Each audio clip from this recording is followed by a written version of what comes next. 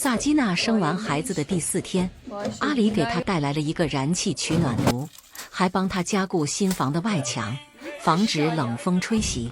早上，伊尔达正在费力地把橱柜和煤气灶从帐篷搬到新房里。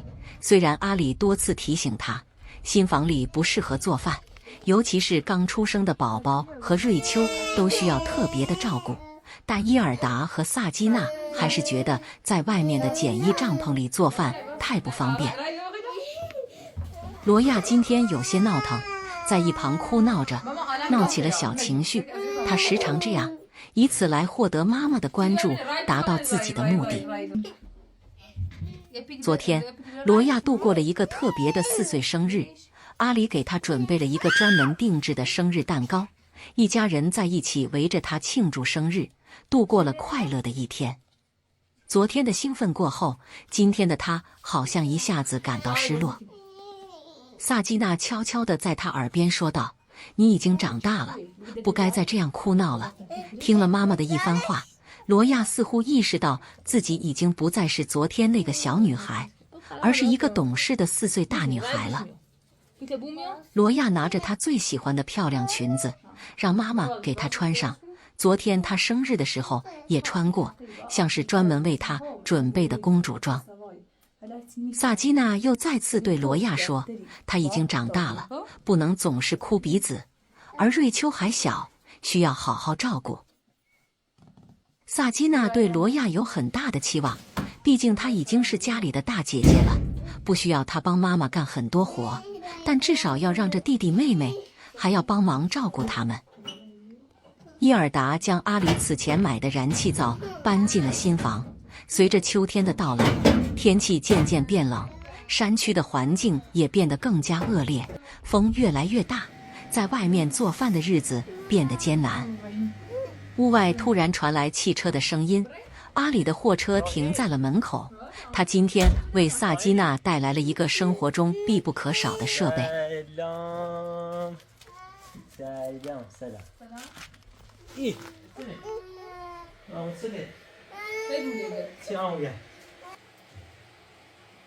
萨基娜告诉阿里，现在已经是秋天了，天气越来越冷。阿里说别担心，他今天带来了一个燃气取暖炉。看到新房里的燃气灶，阿里说不应该把灶台搬进屋里。萨基娜告诉他，外面风大，炉子根本点不着火。阿里又叮嘱他，千万不要在屋里炸东西，这样对婴儿不好。说完，阿里就把燃气取暖炉从车上搬下来。要安装这台取暖炉，需要接入天然气。阿里告诉萨基娜，他已经和地主穆罕默德沟通过了，大概需要400米的软管才能通上天然气。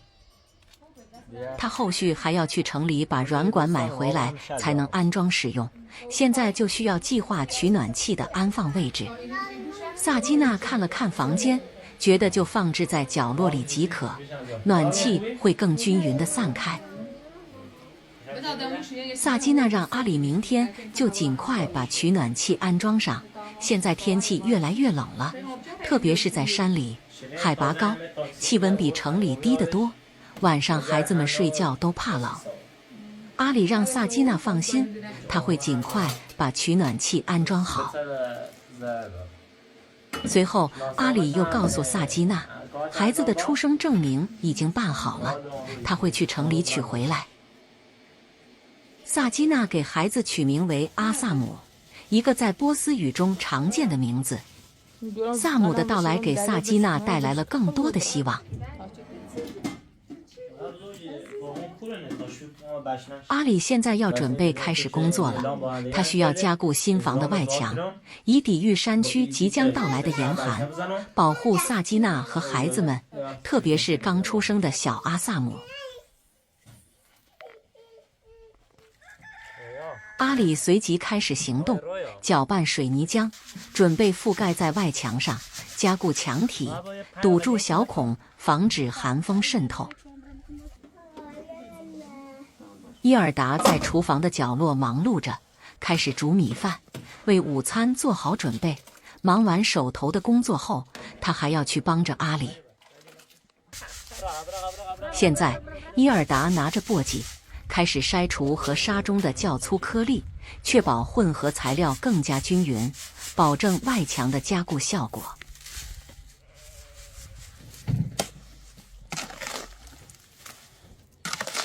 伊尔达帮阿里忙完了外面的工作，回到屋里继续准备午餐。萨基娜在一旁照顾着小萨姆，陪着孩子们。阿里问手套在哪里，伊尔达告诉他就在外面。随后，阿里就开始了今天的工作，把混凝土均匀地抹在外墙上。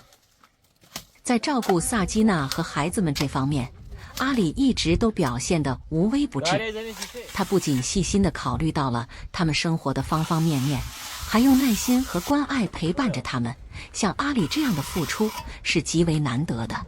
如今，萨基娜已经有了3个孩子，生活的负担变得更加沉重，但阿里并没有退缩，甚至更加积极地承担起了更多的责任。萨基娜正在告诉瑞秋，阿萨姆是他的弟弟。瑞秋可能听不懂妈妈的话，但她似乎也明白了自己作为姐姐的责任。有时候也会有些嫉妒的情绪，就像罗亚以前对待瑞秋那样，瑞秋也会逐渐对弟弟产生些许嫉妒的情感。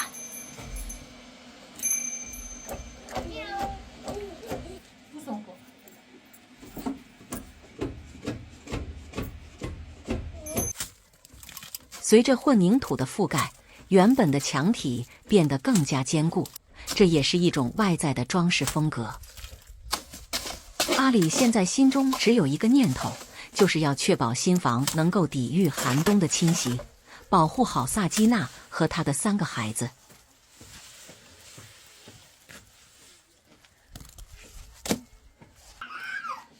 伊尔达现在把刚刚捣碎后的凝乳加入到锅中，与米饭一起煮。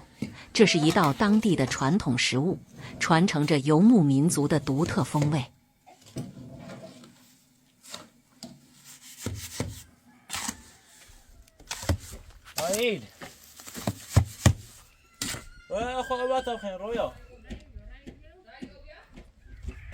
阿里现在要准备加固墙体的上方，他要在木板下面垫几块砖来增加高度，这样能够方便地对墙体上方进行抹灰作业。忙碌了一番后，他停下来休息一会儿，喝口水，陪着小瑞秋玩耍。